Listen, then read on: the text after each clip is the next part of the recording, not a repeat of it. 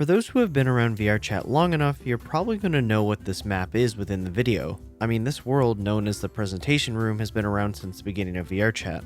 And while it's had its 15 minutes of fame within the game, it's definitely had its highs and lows. And in fact, that's actually where I met one of my good friends, Light. Draw a lemur! Draw it! But I'm sure I'm not the only one who thinks this when I say that the presentation room hasn't been active in quite a long time. But that's not the only one, and we're going to talk about that today.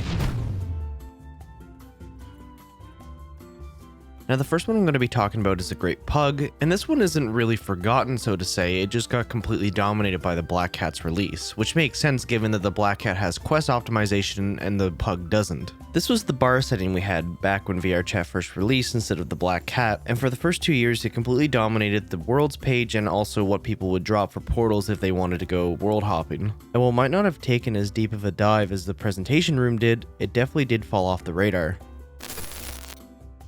The box was a world that was aimed towards low-end PC players so they can also enjoy the game like others. And as you can expect, it doesn't really have much to offer besides some walls, a ceiling, a floor, and a mirror, with very little customization options like being able to change the quality of the mirror and also taking away the walls. It's pretty self-explanatory as to why it eventually died out. It probably just got replaced by other maps, people got better PCs, or they just needed a new view because there's not a lot to offer in terms of versatility and design on this map. I guess sometimes just having a mirror and a couple walls doesn't exactly save your world, and this next map will kind of explain that as well. Similar to the box, the Dodecahedron was a map designed for low-end PC players. And much like the map before this, it doesn't have much to offer in terms of design. I mean, it's basically just the same thing, walls and a mirror. And with the addition of different color lights on each side of the world, it gives it a little bit more character compared to the last one while keeping its, we'll say, optimized feel. Now this map was good, but it never had the same popularity as the box had back in the day. But even then it had its nice little uproar in 2018, and people really used it for gatherings when the box fell off to just gather people around that couldn't run the game properly so that they could actually play VRChat. But these are the type of worlds where you have to create your own fun since you can't really do much in front of a mirror. Stepping it up a bit in the looks department, Automata Flowers was a world that was stunning to look at its time of release. The particles that fly around the map really drew you in, and with a mirror and a couple seats, what's not to love about a nice looking cave map? Well, there wasn't really a lot of exploration really, but a lot of older maps are like that. The world also included a little Easter egg where if you hit all the secret flowers, the particles would change color into a rainbow effect. Kinda cool in my opinion. Finally arriving at a house world, Hangout House was the second VRChat world that I ever went to besides the hub. It's a relatively small house in a way with a lot of decent rooms to explore, with the added bonus of outside, pens, and a huge television to watch YouTube on. If you ask me, this one was solely popular because you could watch YouTube videos together, and that's about it. To be honest, I remember it being poorly optimized, resulting in terrible frame rates. To this day, it got completely overshadowed by other worlds like Room of the Rain or anything that has a video player on it.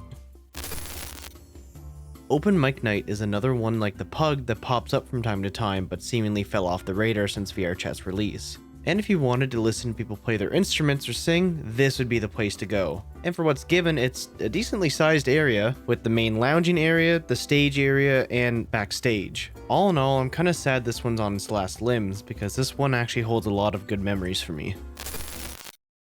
This map fucking sucks, man.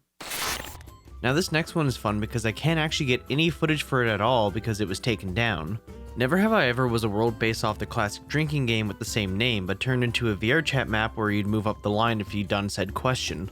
This was another OG map and you can see it in a lot of older videos, but if you wanted to revisit the map for, let's say, nostalgia's sake, you can't anymore because the creator vanished it away. This one was pretty popular up until it got removed, and now when searched, all that's left is similar worlds or rip-offs of it.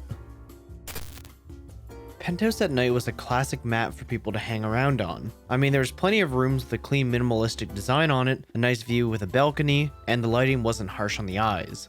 And fun fact, this is actually the same map just with the nighttime aesthetic that was in Jameski's video, I'm Gonna Commit Suicide. Today this world just gives me just B-Club vibes because of how it's laid out, if that makes sense.